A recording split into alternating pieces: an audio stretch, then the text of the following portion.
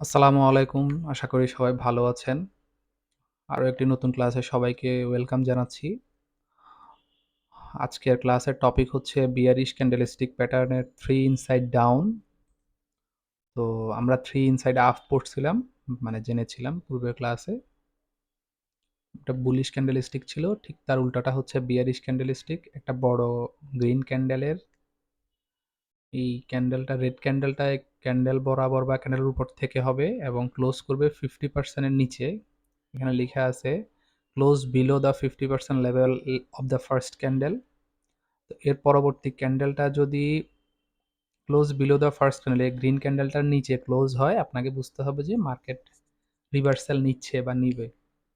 মানে একদম হুবহু থ্রি ইনসাইড আপের মতোই থ্রি ইনসাইড ডাউন। আপটা হয় সাপোর্ট এরিয়াতে, ইনসাইড ডাউনটা হয় রেসিস্ট্যান্স এরিয়াতে। ঠিক আছে? বাংলাদেশে যারা ট্রেডিং করে 90% 95% ট্রেডার ক্যান্ডেলস্টিক প্যাটার্ন ফলোই করে না। ওরা জাস্ট সিগন্যাল ফলো করে, মানে অনেক কিছু ফলো করে, কিন্তু মূল যে জিনিসটা সেটাই তারা ফলো করে না। যাই হোক, ইনশাল্লাহ পরিবর্তন আসবে। তো আশা করি বুঝতে পারছেন থ্রি ইনসাইড ডাউন ক্যান্ডেলটা কেমন। তো এবং এটা চার্টের মধ্যে এরকম দেখায় রেসিস্ট্যান্স এরিয়াতে।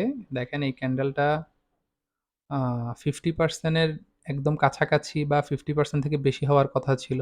বাট মানে আপনি একদম হুবহু 100% অ্যাকুরেট পাবেন না। আপনি কিছুটা মিল পাবেন বা 50, 60, 70% মিল পাবেন। আপনাকে তখনই ডিসিশন নিতে হবে।